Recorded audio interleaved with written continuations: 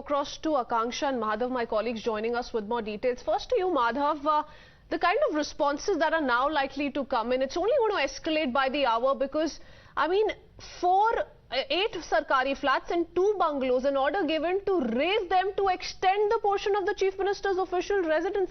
It just keeps getting more and more bizarre.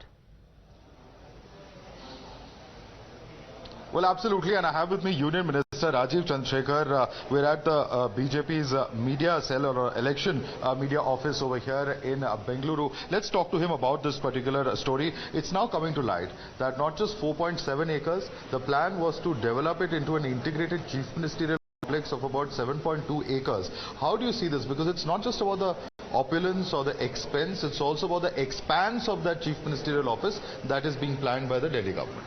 Look, Madhav, I think it is very clear. It has been clear for some time now to most people.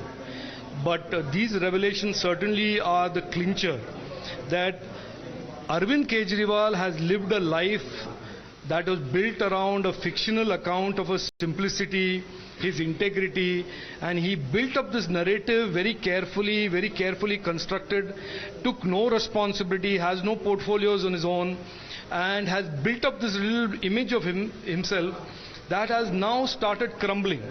Because you see, hypocrisy and a house of cards has a natural consequence that at the slightest wind it will collapse. And what is happening now with Arvind Kejriwal is that he positioned himself as the new Rahul Gandhi.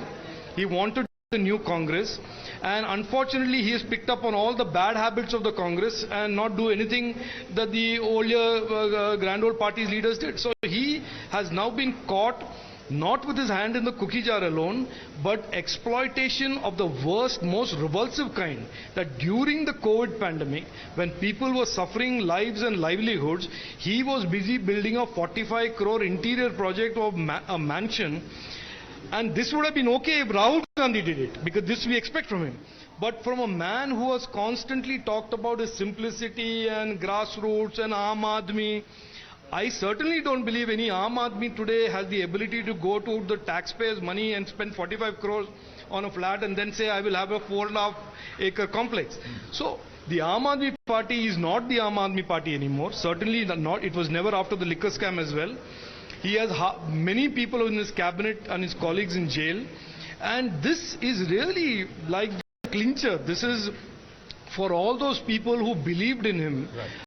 This must be such a letdown, not only a disappointment, such a betrayal of the faith that they placed in a man who talked about integrity and honesty in politics. Right. You know, parks, badminton courts, all of this was part of this entire planned integrated complex. And another point which is quite interesting is that several officers, asked to vacate their flats, asked to vacate their bungalows. This includes IAS officers, this includes judicial officers even, just for this redevelopment plan. Yeah, so like I said, a man who said he is the Aam Aadmi, the man who has gone on television in the 2017-16 time frame and said that I will never move to a government house, is now constructing for himself a complex that is in Lutyens, Delhi, is 4.5 acres, involves destruction of many homes, involves 45 crores of public money on his 15 bathroom or whatever number of bathroom home. I think it is clear that he needs to rebrand his party from Aam Aadmi Party to maybe Congress Arvind or something like that. That would be much more appropriate in his particular case.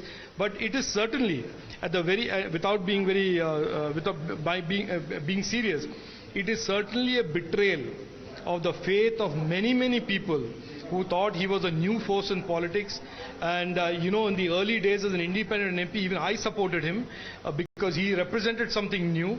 And it is absolutely a betrayal for hundreds and thousands of people who sort of bought into his story of integrity and simplicity and being a representative of Aam Aadmi.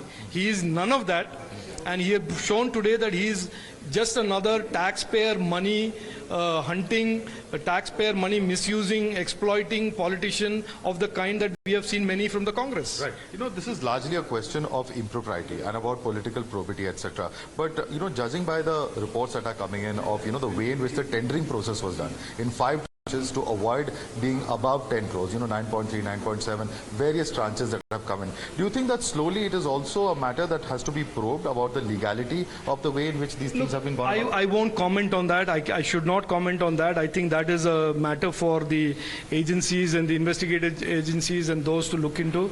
But certainly I think what he has done is more than just wrong. It is wrong, it is betrayal of people, it is betrayal of what he pretended to be, and it is ethically, morally wrong on one level, which is even more painful, more hurtful to so many of his supporters. But on the other hand, it also is seen as nothing less than a case of political corruption, that he stood up in 2008 with Anna Hazare ji and said that he will fight. His entire India Against Corruption movement under Anna Hazare was about political corruption.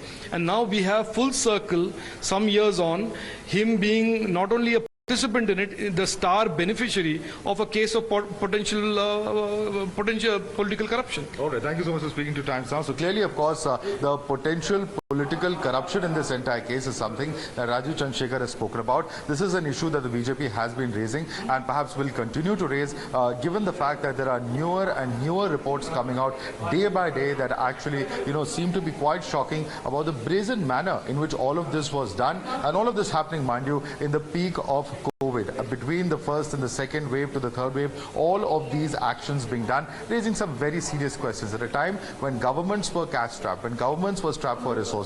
How really could this kind of opulence have been indulged in is a question that is being repeated time and again. So many questions repeatedly.